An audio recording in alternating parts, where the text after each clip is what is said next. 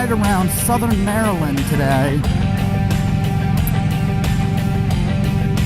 A lot of back roads. We don't have the full group, but I think it'll be a good early morning ride. The weather's perfect. Definitely looking forward to this. Of course, I'm the lead bike today. Usually I am in the tail. So hopefully I can get the directions properly and get us where we need to go. Keep us all together.